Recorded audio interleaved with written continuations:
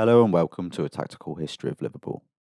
After a disappointing finish to the previous season, there were several changes over the summer of 1967. Arguably the most significant addition was also the most inconspicuous, and had prior links to both Bill Shankly and Liverpool Football Club before joining back up with them in August 1967. When Shankly was embarking on his first ever managerial role at Carlisle in 1949, Geoff Twentyman was a teenage wing-half playing for his local team. A farmer's son and local wrestling champion, the strong Twentyman was soon converted to centre-back and appointed as Carlisle's captain by Shankly. Geoff had a natural ability with 2 feet, said former coach and teammate Ivor Broadis. The only thing Geoff didn't have to his game was acceleration over the first 15 yards. He was a bit of a loper and better as a long-distance runner.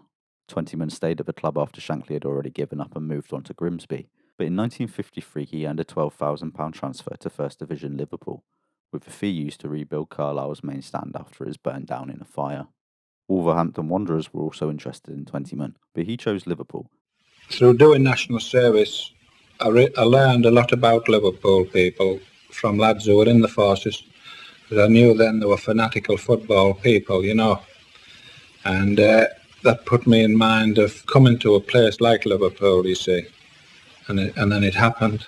Had Twentyman chosen Wolves, he could have been part of the greatest side in the club's history under Stan Cullis, but instead he opted to join Liverpool at the foot of the table.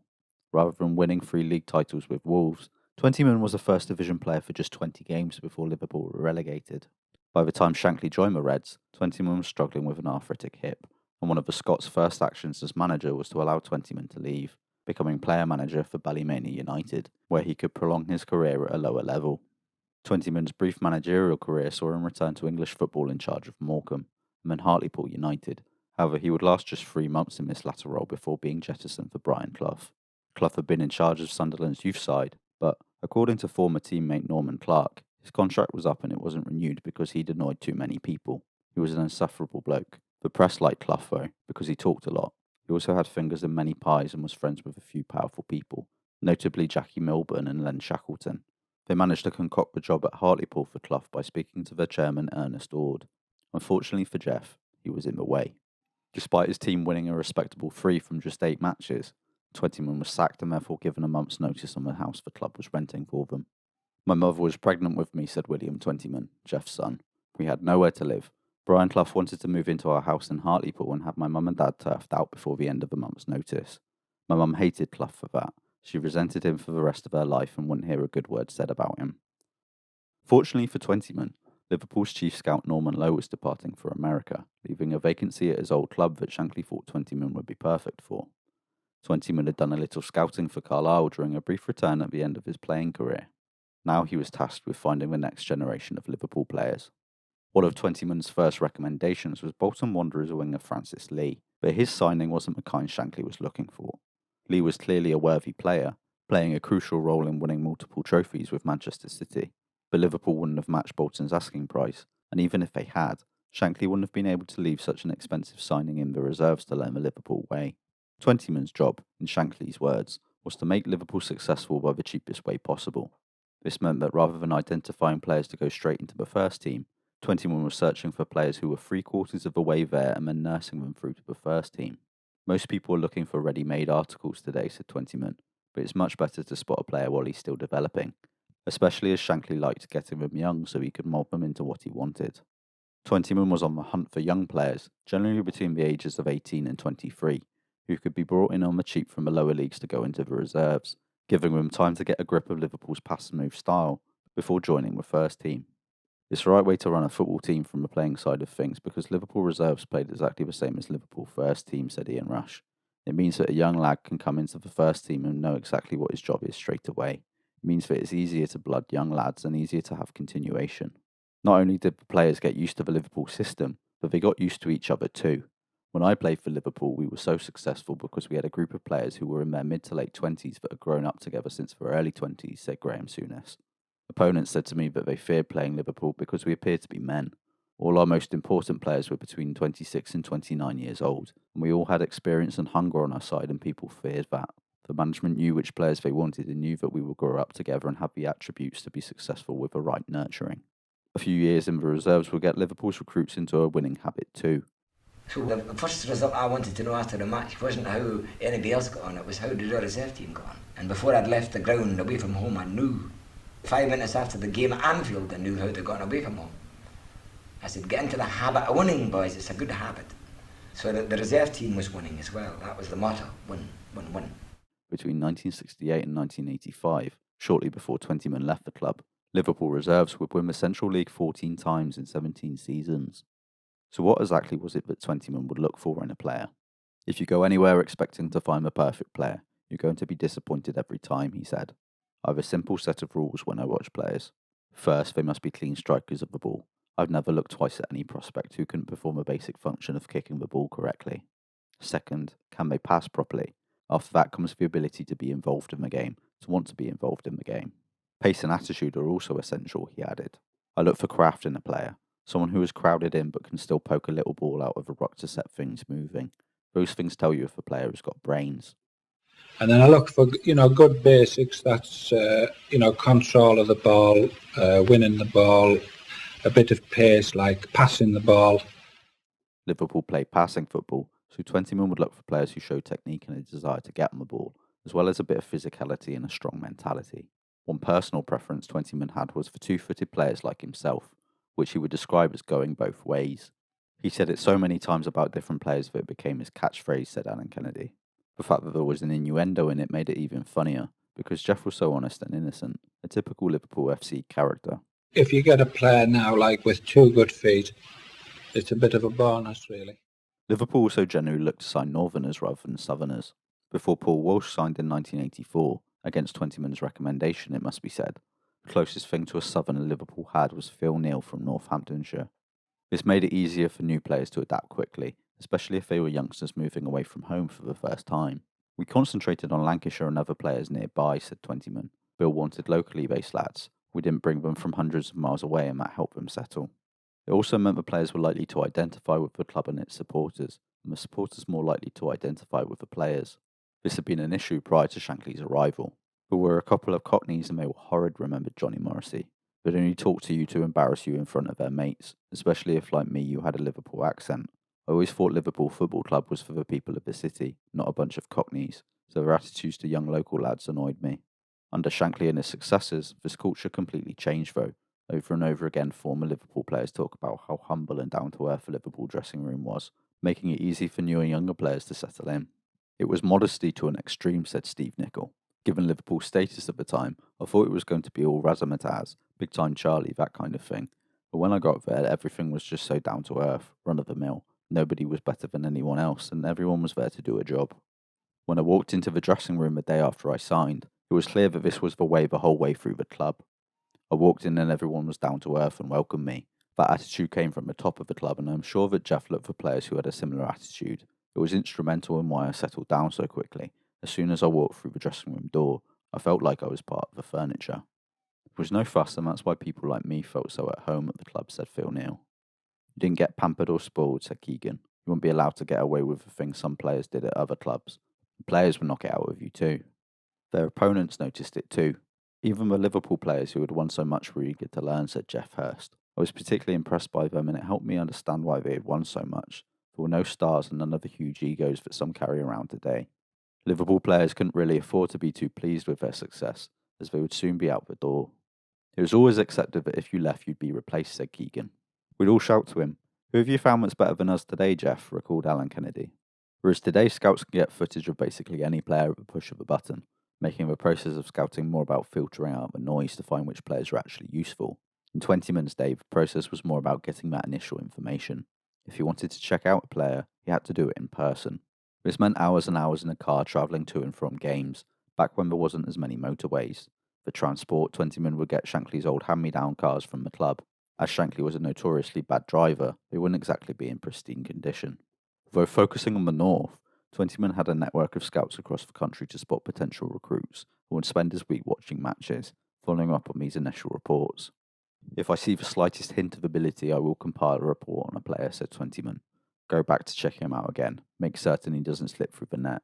One secret is that I invariably watch a player away from home, see how he reacts to foreign surroundings. He would then report back at the club on a Monday morning, giving his findings to Shankly in the boot room before talking to the players, especially those he had recommended. He was very popular, recalled Souness. All the players could have a laugh with him too. He had a lot of Shanks' habits as well, said Neil. He loved telling stories and his delivery of the punchline was always spot on. He was very understated, but he had the confidence and the boldness to make statements of intent. He'd always be quick to praise his fledglings. He'd say things like, "I've heard you're doing well," and just stuff like that would give players lots and lots of confidence. It was Geoff's encouragement that gave me faith to say, look, I know there's a bunch of internationals like Tommy Smith, Ian Callaghan, Chris Lawler, Ray Clements, Emlyn Hughes, Toshak, Keegan. I know I walked him, Tomo, and it was a dressing room full of internationals, but he really gave me faith that I could break into it. One advantage Twentyman had over some of his peers was that he answered to Shankly rather than the board. After threatening to leave due to the sale of Johnny Morrissey to Everton, Shankly had won full control over team affairs, which meant Twentyman could go about his duties without having to justify every little movement of the money men. Everyone in the boot room had their own role that they were trusted to perform, meaning Twentyman's judgment was accepted with little questioning. The manager and the coaches would do their best to have a look themselves, but sometimes they would bring them in on my word alone, he said. A lot of players came in just on my recommendation. Even though I was in a squad full of internationals and I was from lowly Northampton, everyone thought that if Geoff Twentyman scouted me, I was automatically good enough to mix it with these guys, said Neil. That alone gave me an unbelievable amount of confidence. Although a teenage Ray Clements would join the club on Twentyman's recommendation that summer, the scout's remit was on finding players for the future, and so his influence wouldn't be felt for a few years yet. Until then, Liverpool's transfers were done more traditionally. One such signing was Emlyn Hughes. Hughes had actually signed the season prior, in February 1967, making 10 appearances filling in at left-back for the injured Jerry Byrne, but given he didn't make the team for the last 2 episodes, we've waited until now to introduce him. Although the son of Welsh rugby international Fred Hughes and the brother to another professional rugby player, Emlyn decided to play a proper sport instead. Fred supported his son's choice though, and did everything in his power to get him a leg up, heading to Blackpool manager Ron Stewart's office in a bid to get Emlyn a trial. It worked and the trial was a success, although Stewart would later admit he wasn't impressed by Hughes at all, and had only taken on the teenager as a favour to his father, because Hughes was from his hometown of Barrow. With a future in the game not a certainty, Hughes' parents demanded he learn a trade, so he combined working at a local garage with playing for Blackpool, getting up at 7 a.m. to do a full day's work before going off to train in the evenings. Starting out as a midfielder in the A and B sides, Hughes struggled initially, but a string of good fortune saw him move up the ranks. When the A-team left-back failed to turn up for a game, Hughes was moved to fill in for him, and not long after, the reserve team's left-back broke his leg. Blackpool's policy was to promote the player in the same position from the team lower down the hierarchy, so Hughes was moved up to get his shot in the Central League. With a full year in the reserves, Hughes adapted well to his new role in the higher level of play. Meanwhile, his father was once again trying to get him a leg up, writing into local newspapers under various pseudonyms, complimenting him and saying Hughes deserved a chance at first-team football. He would get this chance shortly before the 1966 World Cup. With Alan Ball and Jimmy Armfield allowed to leave early to prepare with the England squad, Tommy Thompson was moved across to right back, with Hughes promoted to the first team on the left as Blackpool prepared to play Blackburn Rovers away. Hughes then proceeded to make quite the first impression. In the opening 5 minutes, he had twice clattered into local hero Brian Douglas, before getting into a tussle with George Jones that saw the Blackburn players sent off, earning Hughes the wrath of the home supporters. He was a teenager making his debut in a hostile atmosphere, and yet he managed to get the better of 2 senior pros. I was only doing what came naturally to me, he said. I wanted to tackle, I wanted the ball, I was full of enthusiasm. Shankly was present for Hughes' debut and immediately put in a bid for him. However, with Alan Ball about to be sold to Everton, Blackpool were under no pressure to sell. Although Ball's sale was a significant financial windfall for the club, it also created problems. They allowed him to leave just weeks after he had played a leading role in England's World Cup victory, recalled Jimmy Armfield. He was a national hero and a cult figure in Blackpool, but the club regarded him as expendable. After losing their opening game of the 66-67 season 3-0 to Sheffield Wednesday, manager Ron Stewart remarked, "I don't know what was up with you lot today." "You don't know what was up with us," Armfield replied. "You go and sell our World Cup winner and then you wonder what's wrong. What do you expect?" In January, with Blackpool on their way to relegation, the under-pressure Stewart left the club. With the man who had given him his chance now gone, Hughes thought about leaving Blackpool for the first time. A month later, he signed for Liverpool, Stewart organising a transfer with Shankly, who, with Jerry Byrne out injured, was in need of a left-back. At £65,000, it was a big fee for a teenager, but Shankly had no doubts. And I knew that Emlyn Hughes was no risk, none at all. Where do you see Emlyn Hughes going? What do you mean? As a player, how high? Well, if he doesn't go any higher, he'll be satisfactory. He'll be high enough. Shankly drove Hughes back to Liverpool after his signing, but as Shankly was a notoriously poor driver, this didn't pass without incident. He had damaged his rear lights in an accident, and as a result was pulled over by a policeman. Shankly reprimanded the officer for wasting his time, asking him, "Do you know who's in this car? The future captain of England." It wasn't the first time a prediction had been made. A 1958 school report stated, if this boy was as good at football as he thinks he is, he would play for England. Once again, Hughes made a notable first impression, when just a few games into his Liverpool career he rugby tackled Newcastle winger Albert Bennett, earning himself the nickname Crazy Horse. Hughes struggled off the pitch though. He had gone from sharing digs with other apprentices at Blackpool to living alone in a hotel in Liverpool, where he wasn't very popular with his new teammates. Most Liverpool players would be given time to acclimatise in the reserves, but Hughes was thrown straight into a first team full of senior pros that hadn't seen any new blood in over 2 years, where even the younger ones like Tommy Smith and Chris Lawler were newly married. It wasn't exactly set up to be a welcoming environment for a newly signed teenager. Hughes didn't help himself though. He was thought to be overly chatty, which Hughes admitted to, saying, "I am a compulsive talker, full of chatter that's really brought out of a kind of nervousness which I'm reluctant to acknowledge." Paired with his squeaky voice, Hughes getting introduced in Smith's book as the player whose voice sounded like a bowl of Rice Krispies, it's easy to see how he could grate on the nerves. Smith in particular hated Hughes for reasons we will come to later in the series, but more balanced opinion came from Ian St John, who described him as having two personas, one for public consumption and one that in the dressing room, particularly, was often received less rapturously. The first thing that struck you about the young Emlyn was that he was completely self-absorbed. As an example, St John talks about how for pre-match meals Liverpool players would have a choice between steak and fish. The Protestants would have steak and the Catholics fish, as they are expected to abstain from eating meat on Fridays. But when it came time for the meal to be served, Hughes would simply grab whichever meal arrived first, leaving one of the Catholic players with steak. Likewise, in the pub, Hughes would just grab whatever drink arrived first, regardless of what he ordered. St John paints the picture of a man who was selfish in an unthinking way, rather than in a malicious way as Smith does, but one that was probably still annoying to share a dressing room with. Regardless of what they thought of Hughes off the pitch, they all, even Smith, acknowledged his ability on it. With Byrne returning from injury, over the summer of 1967 Hughes was moved back into his original midfield role. He put me as a left back. After like a fortnight, he said, "No," he said, "you've got too much energy for a fullback. You've got to get out of there, you know." And he pushed me into midfield. This had a knock-on effect for Gordon Milne. Milne had proven himself to be a Liverpool legend, yet ever since the knee injury that had ruled him out of Liverpool's FA Cup victory, he had struggled for fitness. As we have seen in previous episodes, when he was fit he still performed brilliantly, but already 30, making him the oldest member of the team, it was only going to become harder and harder for Milne to recover. In May 1967, 3 months after Hughes signed, Milne was sent the opposite way, joining Blackpool. Hughes also had a significant influence on the career of another of Liverpool's new signings. It was Hughes that had broken Peter Osgood's leg in a League Cup match for Blackpool, meaning Chelsea had to go into the market for a striker, signing Tony Hateley from Aston Villa for a club record £100,000.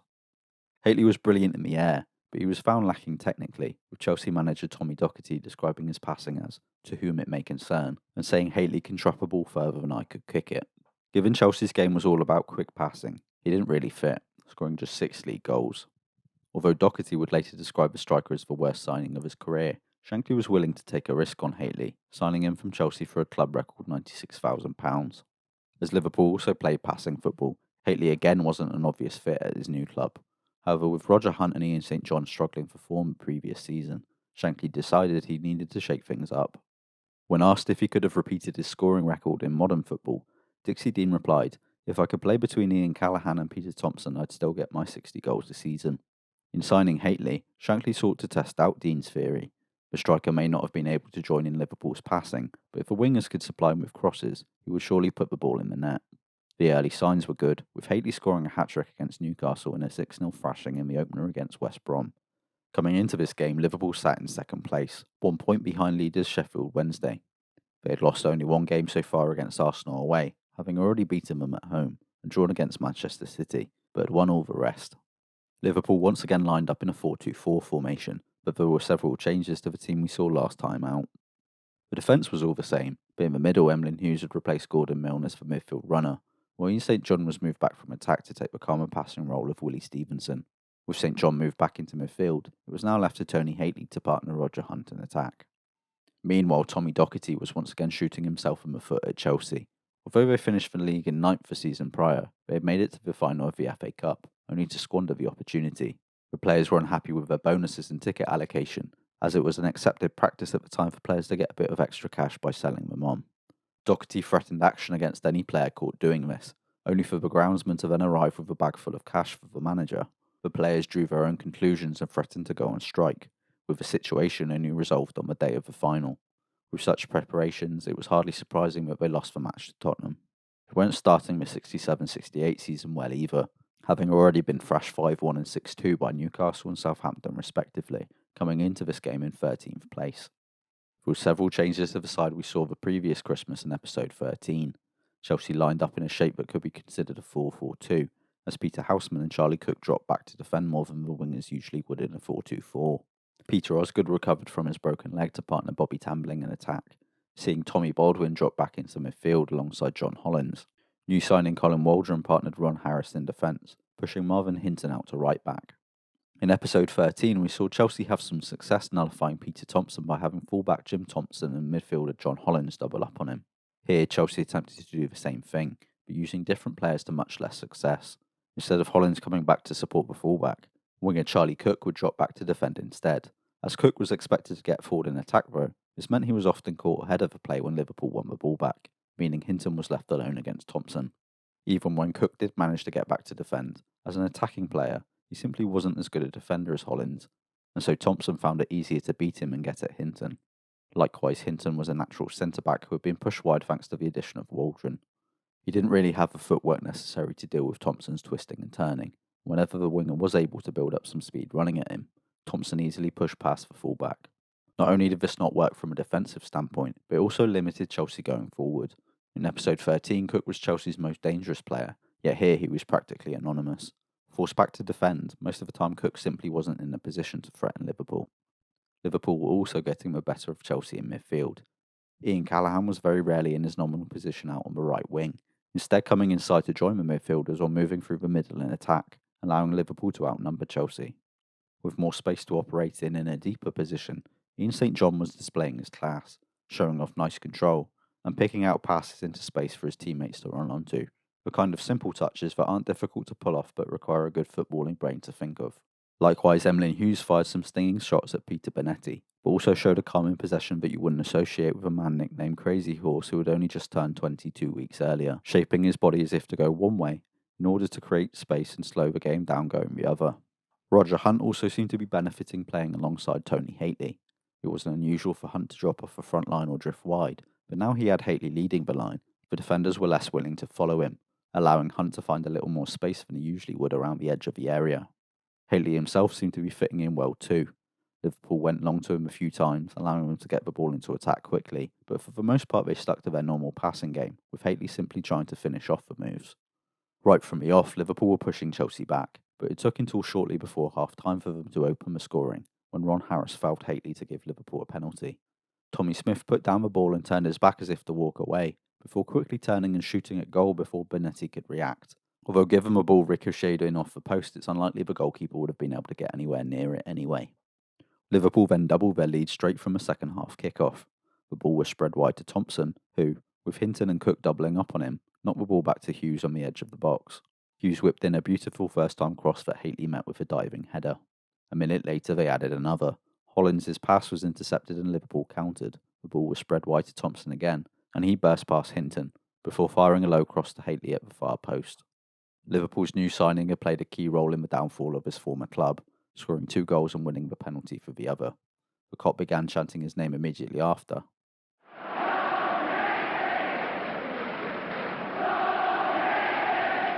And at full time, some kids invaded the pitch to congratulate him and give him a scarf. Chelsea were now 3 goals down and they hadn't shown anything that suggested they were capable of a comeback. If Chelsea were to get anything though, it would come from Peter Osgood. The Chelsea forward kept dropping off the front line to link play, and unlike in episode 6, playing Bobby Tambling alongside him meant Chelsea still had someone in attack when Osgood dropped back, while Tommy Baldwin would burst forward from midfield to join the attack too. Cook and Houseman getting pulled back to defend limited Chelsea's attacking options, but in need of a goal, Houseman was moved inside into a central attacking role where he posed more of a goal threat. Liverpool were defending well though. Smith was as aggressive as ever, snapping at the heels of Chelsea attackers to win back the ball before they could turn, while Ron Yates was a calmer figure, covering next to him. It looked likelier that Liverpool would add to their lead as they kept breaking forward on the counter, with Baldwin and the wingers pushing forward to join the attack. Hollins was often left alone in midfield, making it easy for Liverpool to break forward whenever they reclaimed the ball. Chelsea did get a consolation goal with 13 minutes left to play. Osgood again dropped back into midfield, slipping a pass through to Hollins bursting through the middle, but Smith intercepted it. The loose ball fell to Houseman though, and he looped it over Tommy Lawrence first time. Despite losing their clean sheet, there was little risk of Liverpool dropping points, holding out easily. With Tottenham beating Sheffield Wednesday elsewhere, Liverpool leapfrogged them to go top of the Football League. Chelsea dropped to 14th though, and by mid-October Docherty had resigned with his team languishing in 19th place. Docherty had rebuilt Chelsea, but controversy seemed to follow him. Boys were falling out with his team over the Blackpool incident, seeing several players leave and others put in transfer requests. Then there was the FA Cup final debacle. Docherty also lost his main ally on the board when chairman Joe Mears died of a heart attack. He was replaced by Charles Pratt, who disapproved of the manager's antics. The final straw came when Chelsea took a pre-season tour in Bermuda. Docherty ran his mouth too many times at a referee and officials of the local association, and they contacted the English FA to complain. It took the FA several months to deal with it, but when they did, they handed down a month's ban to Docherty. The Chelsea board convened an emergency meeting to deal with the issue, but, sensing the end, Docherty jumped before he could be pushed, tendering his resignation. Chelsea were no longer Docherty's diamonds, but Liverpool was still very much Shankly's, and the early signs in the 67-68 season were positive for the Reds. If you enjoyed this video, please like and subscribe to support the channel. You can get updates on what I'm doing by following on Twitter and Facebook, links are in the description, but most importantly by supporting Holding Midfield on Patreon. Without financial support, I can't justify the time it goes into making these videos, so we keep the channel alive while also receiving access to premium content. Thanks for watching.